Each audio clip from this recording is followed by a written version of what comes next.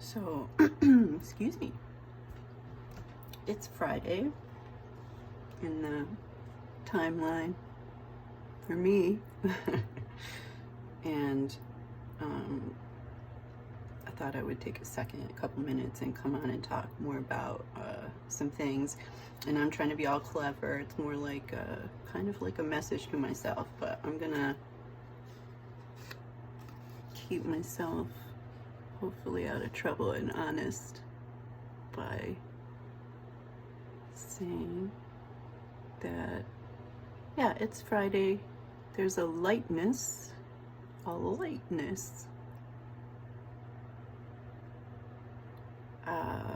So no, again, continuing my, this is my goal to myself. No new purchases for my weekend projects, and use what I have, except for food or, God forbid, an emergency, but, and yeah, use what I have in front of me or around me. And I recently was lucky enough to sort of go through and organize and rediscover some things, so that's been nice. So yeah, that's my personal goal. Have a lot of fun stuff, and use what I have around me. And then continuing with zine folds, which I'm holding in my hand. This was one I did on a piece of copier paper. I just did some doodles around, like, I believe a morning coffee session in the woods, I'm pretty sure, if I remember correctly. Just some acrylic markers doodling that I had brought. And then I'm being all clever here. And I just wrote it through. I had this in my collection, and I just decided to write that. There's a part of me understanding the answer, and then there's a part of me going, wait a sec, why? Like, why is that the optional? So that's something to consider, that I consider a question. But I don't have the answer right now as to why society thinks, etc., etc., etc., and why I carry that around. Here are some examples of what I mean. I've been doing. I'll go for a little while with something I like doing, and then I'll do the next thing. And so for now, I'm revisiting this thing I revisit every once in a while in my arc, journey, timeline, life. So here's one, and again, these start from a sheet of paper of various sizes and thicknesses and uses, and they could be blank, and then you could put things on them, or they can start out as something and then become a little folded zine. Oh, and before, where did I write that down? Yes, I wrote this down because I'm using my phone to record this.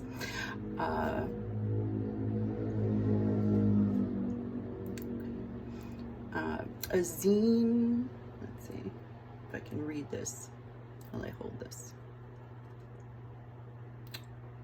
Per the internet, Purdue Libraries, a zine is a self-published, non-commercial booklet, typically created by hand and produced in small batches. Which, yeah, that comports with pretty much my general understanding of the art form, publishing form. But something I had assumed it was from magazine, and it's from fanzine, or at least per this, per Purdue. So that's a whole thing I didn't realize, but it makes complete sense because I was around a lot of this in the 80s and 90s in my town, and I'm sure other folks were too. And it would be, sometimes it ran the gamut. I don't even want to say that some of them were. People made a living off of it, or they did it to be like a traveling chaos agent, or, you would actually, I guess I'm stating my age constantly, but why would I lie? You know, I remember zines being delivered to my porch, you know, letting us know about some festival that was coming up in the park that wasn't sanctioned or whatever, you know.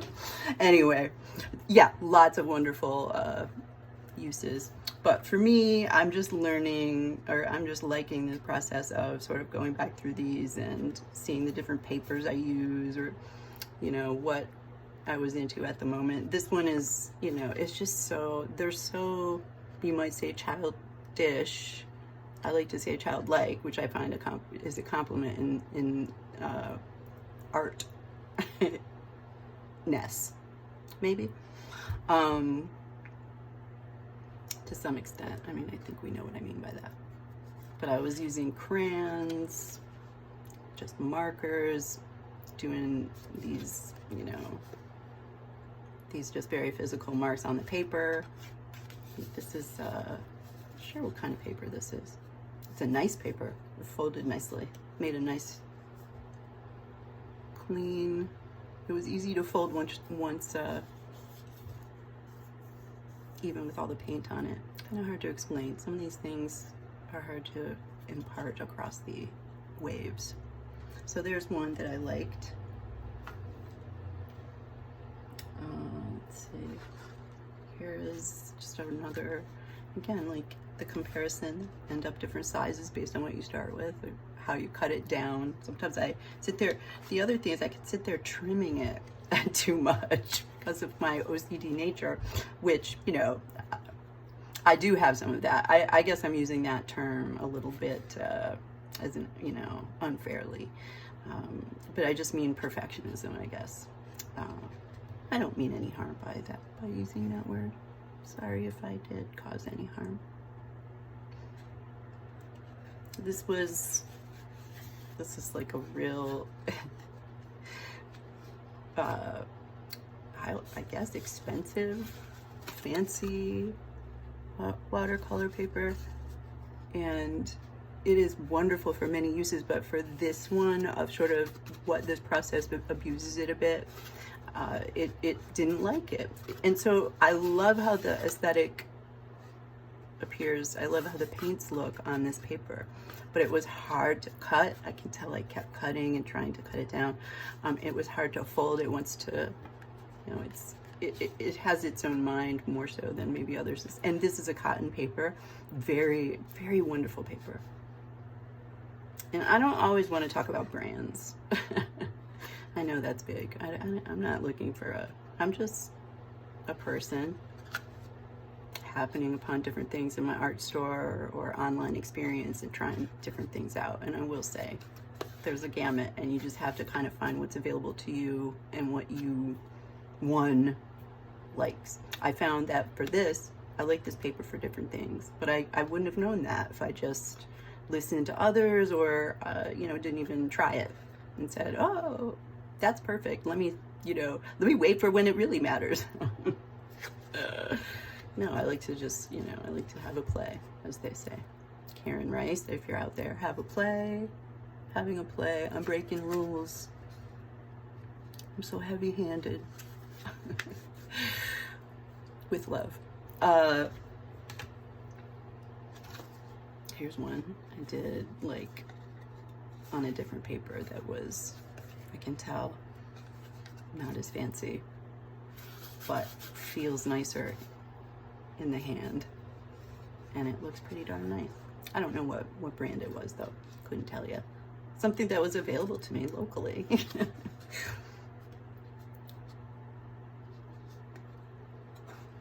That I would probably mispronounce if I tried. But let's see. So, paper. I did a couple just to show.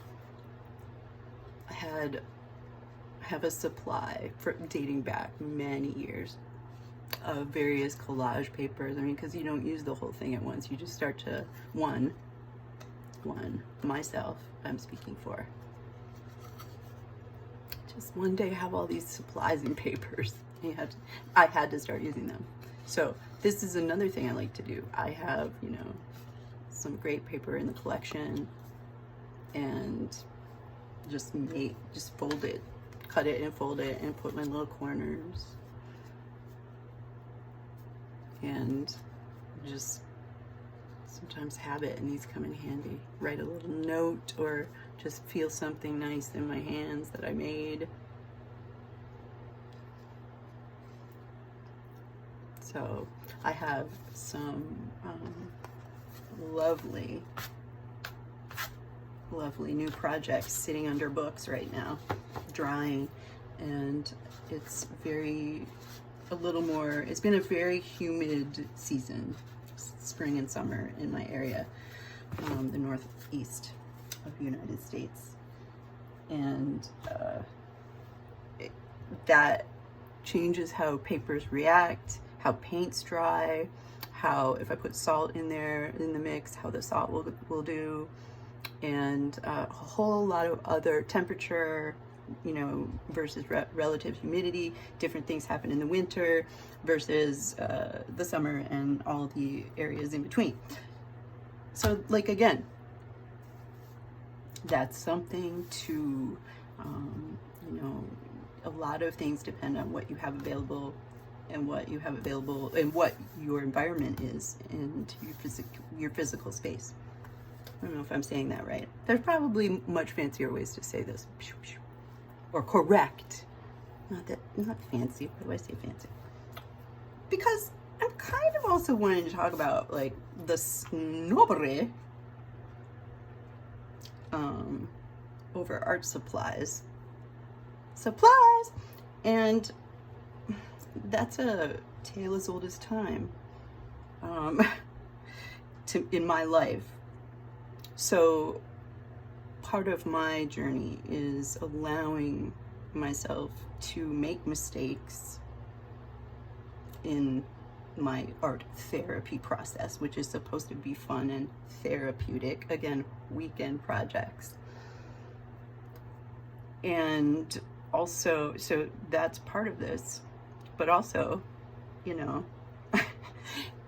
growing up, we had this show, and this guy would come on and say, champagne wishes and caviar dreams, and that's how I sometimes look at myself in art supplies. Is that, am I just collecting? Are they sitting there, going bad, becoming precious to me? They were expensive, so am I not using them? That's absolutely the opposite of what should be done. Sometimes the quote unquote more accessible or easier or cheaper art supplies will absolutely be beautiful for whatever you're using it for, and at the end of it, I have something equally beautiful that I like because I learned something, or it's just nice to look at. And all of these things come from experience. I can talk about them. I like to talk. This is very strange talking in this way, but I do like to talk about these things. But also, you gotta do you. And I know sometimes we ascribe things to our online experiences and people. And I've done that and probably do that. And I've definitely done it more in the past. Kind of that parasocial or vibe. I like to call it parasocials. Like PAIR. Well, anyway, that's dumb. But I'm not speaking to anyone specifically.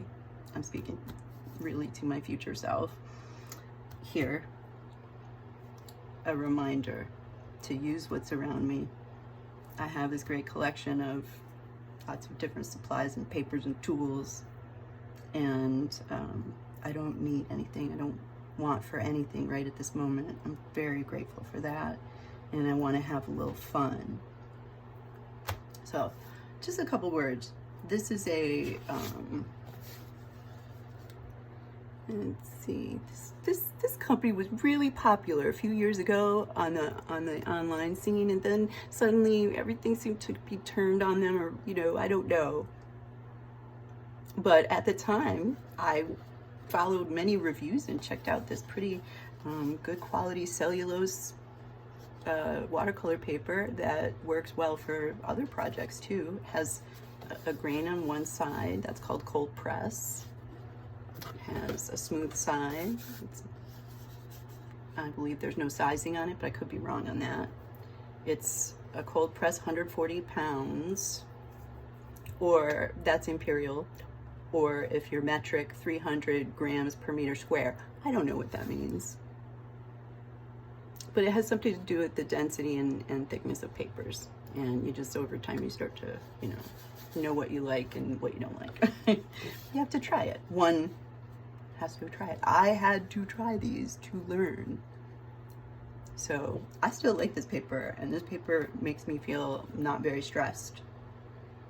So if something's available locally to you, or in the store that you're able to go to physically or online, it's not always a bad thing. Don't let anyone make you feel don't let anyone get on their their channel and make you feel bad. Go try it yourself and don't make them feel bad. Says the girl that used to have opinions. The particle that used to have opinions. And another thing, what the heck does 300 grams per meter squared mean? Everyone says metrics, but I don't know. If you grew up with imperial, 140 pounds, I think I sort of know what that means when I start to look at the different numbers across time. Like copy papers, cardstock is usually around 80, is it? Anyway, who cares? After a while, you just you're not looking for that number, or I'm not. I am speaking for myself, but here where we kind of mess around with proteins, pronouns anyway in our speech, don't we? So why is it a big deal? Just do whatever, people want. Because I keep saying you when I mean me. That's a thing. All right. So that's a good paper. This is I don't know. This is an old pad of paper. Let's see if I gave myself, okay. I gave myself a note on the back in my non-dominant handwriting, which tells me I was reacting to, I was probably subtweeting some kind of energy that was making me feel bad, or gatekeeping or something like that about art. It's kind of funny. But this is a cotton, this is a larger sheet of paper, so it's going to be all white. I won't dominate with this, but this is this is cold press grain on both sides of the paper. It has sizing internally. That's a good thing in watercolor. It's cotton. Again, 140 pounds, or this 300 grams per meter squared math equation that every European artist loves, and we don't. Kidding, I'm taking takes. Oh no. All right. So this comes in it's called a block. And you can use some sort of a craft knife or a plastic tool, or I would use a plastic, a strong plastic, what are those called? Knife utensil, from camping or whatever. But I'd use the other non-sharp serrated side if I didn't have this. So you can separate out each sheet of paper, which I like to do, and then for this, and then put it down in my space and throw paints around, as I've shown before. Might show again, but that's a lot of white. That's a really lovely paper that will then fold up nicely. Again, I wanted to show, I don't think I opened this up, or if I did, I forget, but it's blue, but it dries clear.